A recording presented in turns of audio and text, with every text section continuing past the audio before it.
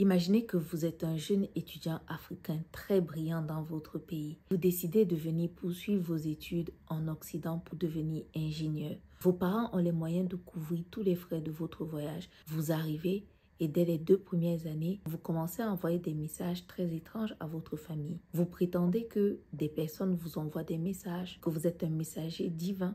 Et puis, vous allez passer le week-end chez cet ami de vos parents, chez qui vous avez l'habitude d'aller. Et là-bas, on se rend compte que votre situation est bien plus grave qu'on ne le pensait. Vous faites des insomnies. En plein milieu de la nuit, vous êtes en train de faire du ménage et vous commencez à chanter. Lorsque les personnes de la maison se réveillent et vous trouvent en train de faire tout ce bruit, vous êtes tous souriants et vous dites juste que vous n'arrivez pas à dormir. Et ces amis de vos parents les appellent au pays et leur disent « Venez récupérer votre enfant parce qu'il est déjà en train de devenir fou ». C'est l'histoire de cette famille que j'ai accompagnée la semaine dernière. Ils sont venus en Europe pour récupérer leur garçon qui avait fait des séjours en hôpital psychiatrique et qui malheureusement avait arrêté son traitement et errait de temps en temps dans la rue. Malheureusement, lorsque la famille est arrivée, ils ont trouvé le jeune dans un état plutôt calme et ils prétendaient qu'il n'était pas malade, comme ça arrive dans beaucoup de cas. La difficulté que cette famille a donc eue, c'était de convaincre le jeune homme de les suivre pour rentrer en Afrique. Et ils ne pouvaient absolument pas du tout le forcer à le faire.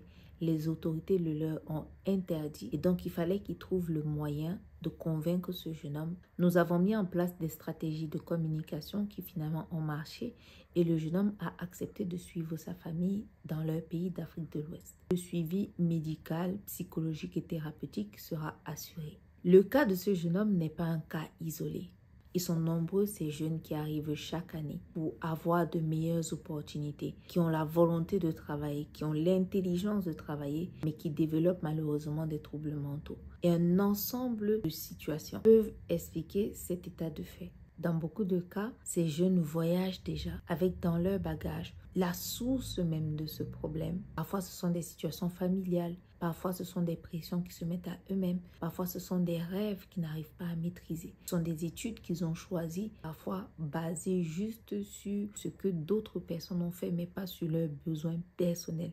Et malheureusement également, la préparation mentale vers l'expatriation n'est pas très souvent assurée. Le 12 octobre prochain, nous organisons une conférence dans laquelle nous allons aborder toutes ces situations que rencontrent des personnes dans l'expatriation et qui malheureusement les conduit à développer des troubles mentaux. Donc n'hésitez pas à réserver votre place pour cette conférence. Ce sera un événement unique qui vous permettra non seulement de comprendre ce phénomène, mais surtout de le prévenir de la meilleure des façons. D'accord ?